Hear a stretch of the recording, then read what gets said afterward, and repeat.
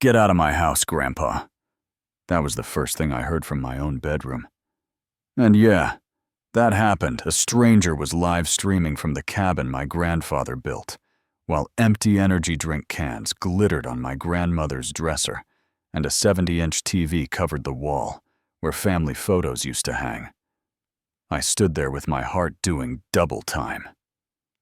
Not from fear, from that slow burn you get when somebody messes with what's sacred.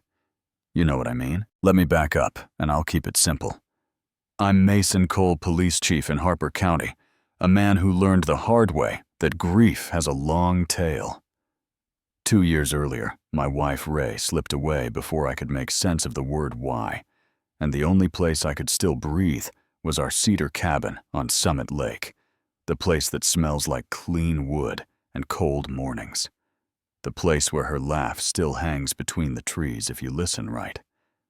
I took 6 weeks off to wrestle with paperwork, and silence drove back on a Tuesday bright as a nickel turned up the gravel road and saw fresh tire ruts cutting across my life. The kitchen window was propped open with a beer bottle. The air inside was part pizza box, part gym bag, part sticky sweetness of too many neon cans. And in the bedroom, I saw the heirloom box open, my grandfather's silver compass gone, my dad's pocket knife gone. Ray's locket, the one I kept buried under the felt because I couldn't stand to look and couldn't stand to put it away, gone. Then I heard him, the kid with bleached hair and a rented-looking gold chain, talking to his viewers like a game show host. "Yo, Summit Lake Squad. Check this insane view." Then he clocked me and smirked. "You're trespassing on Aspen Ridge property. We foreclosed for unpaid lake dues. My mom handles the legal." I laughed, not because it was funny, because it was ridiculous. "Son, this cabin was standing before your HOA had training wheels. I've got the deed and 40 years of taxes in the truck. What do you have besides a ring light?" He tilted his phone like a badge. 15,000 people watching you get owned." And he hit speaker. She answered with a voice like a hornet that learned Latin. Brandon put me on video. She filled the screen with big sunglasses and a smile that said she'd practiced winning arguments in front of a mirror. "Sir, vacate immediately. I'm calling our enforcement unit." I said. "Great, ask for someone with a real badge." And she said, "You'll be removed by our team." So I put coffee on because sometimes patience is the sharpest tool in the shed. 20 minutes later, 3 matte gray SUVs rolled in with decals that read, "Civic Enforcement Task." The kind of sticker you order in bulk next to graduation banners. A woman in heels stepped out like she owned the mountain, caught her strap, spilled a briefcase of papers into the dirt, and I picked up a page because my mother raised me decent. "Don't touch that." She snapped confidential legal material, and while she gathered her show, I read a name off a shiny notary stamp. Halprin called the county recorder and got what I expected. No such notary. She smoothed her skirt and started the speech. "Aspen Ridge Community Council asserts legal authority to collect assessments and foreclose on delinquent properties. You owe 24,000 plus penalties." She read it like she enjoyed the number. I said, "This is the Cole place. My father's sweat is in these beams." And that's when my neighbor Hank wandered up with a manila envelope and the look of a man who knows trouble when it sits on his porch. "Got this in my mailbox yesterday." He muttered no return address, and on top was a complaint filed months back about a fake HOA squeezing seniors, stapled to a list of 21 target addresses. Number 12 was my cabin. Sabrina, that was her name, didn't like that list. She dialed 911 with a sugar voice. "We have an elderly intruder becoming violent." And while that lie slid across the line, I texted my dispatcher to send county fraud in progress, please, and thank you. See if Nguyen is around. Deputy Kim. Nguyen rolled in steady. And calm took IDs. Saw mine eyebrows ticked up a hair, Chief, she said. Under her breath, and I nodded. Let's keep that between us for now. A black sedan with state plates slid in behind her, and outstepped Rafael Mendez from Financial Crimes with a tablet and a face like bad weather. We've been mapping a pattern, he said. Low red dots across 3 counties.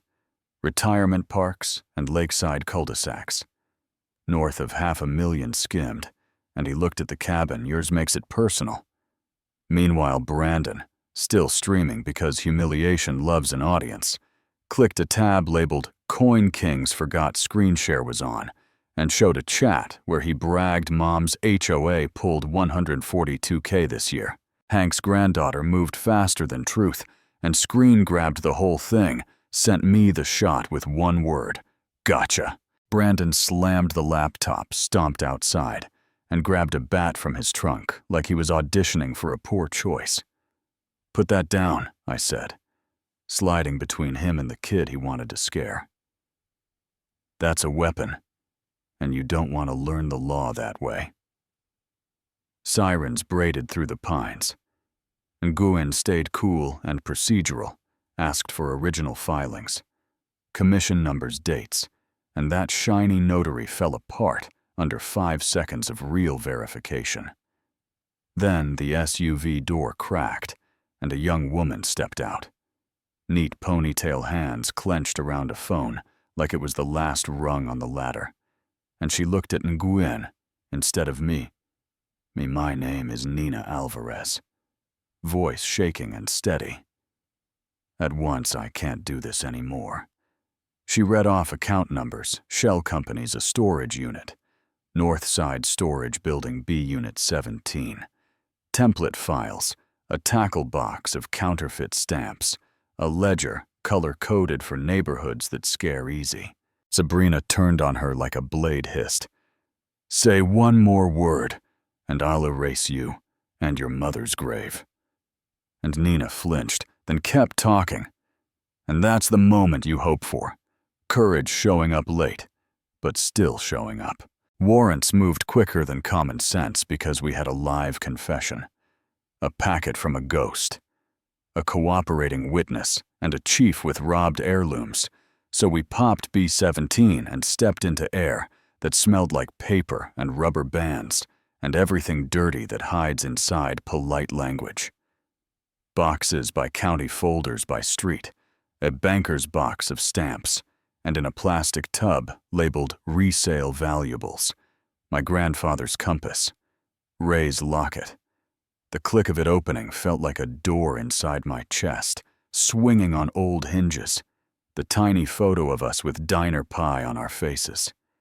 Yeah, I had to lean on the shelf and breathe. Outside, Sabrina's lawyer took a long walk and came back with the look of a man who just realized he's been defending a houseplant chief Cole. I'm withdrawing representation, which is fancy for I like my license. And Sabrina tried one last card, lifted a phone, and flashed a photo of me and Ray wrapped in a blanket on the steps. During her last fall. I have photographs. She purred operational intelligence, and I stepped close enough for her to see her reflection in my badge. Then you just admitted to another felony. Keep talking. Court wasn't a movie, it was better. Quiet people taking their power back. Judge Eleanor Brooks runs a room with one eyebrow. The gallery was full of folks who paid, because paper plus tone equals fear, and the state laid out ledgers. The Unit B-17 hall. Brandon's chat. Nina's testimony. All of it. Steady. No fireworks needed. Sabrina tried the greatest hits. We improve communities' assessments are legitimate police misconduct. But paper is patient, and video is forever. The judge said it clean. You built a business model out of grief and confusion. You dressed theft in vocabulary and the sentence had weight and shape. Restitution that matters. Time that adds up a ban from anything with the word association on it. Brandon got county time and 500 hours teaching seniors how to spot scams, which felt right because he helped make the mess, and he could help mop it up. And Nina got community service with a stipend from the witness fund, and a line from the bench worth framing bravery that arrives late is still bravery. What happened after might be my favorite part. Hank started potlucks on the shore. Second chance Saturdays. No fancy anything.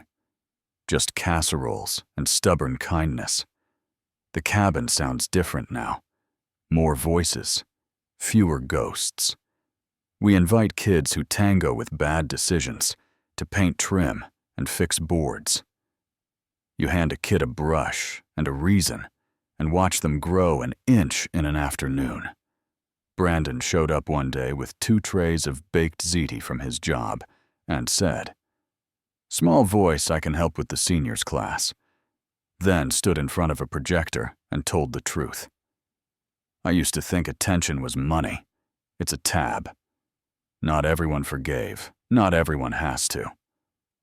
A councilman tried to clip my wings for getting involved while on leave, and the town clipped him right back, and a documentary outfit sent an email, because apparently decency still sells. I told them it wasn't about a chief or a villain. It was about neighbors deciding fear is real, but not in charge. They said that actually plays. I said talk to the lake and my daughter. And here's the twist. I didn't see coming. When Nguyen reviewed body cam footage, and we watched the moment I stepped out in uniform, you could feel it even through the screen. Not just relief recognition like the room said. There you are, the adult. I don't know if that's fair. I do know it's necessary, and I'm trying to be worthy of it one porch light at a time. So here's where I leave it in your hands. Was this just a story about a bad actor finally tripping over her own lies? Or is it a mirror for how easy it is to make people comply when you wrap a threat in paperwork and a fake decal? Have you ever paid a fee because the letterhead felt heavy? Ever watched someone loud and official push past a quiet person who knew better? Ever been that quiet person yourself? Tell me where you land. Tell me what you've seen. And if you were on the bench, would you go harder? Or leave room for somebody like Brandon to pay back what he took with something more than time? If this hit you in the gut, hit. Like so it finds the next person who needs a little courage. Subscribe. If you want more true stories told the way we lived them, and drop a comment with your take on right and wrong here. Fake authority, real justice, redemption or not. I'll be in there, reading coffee in hand, listening.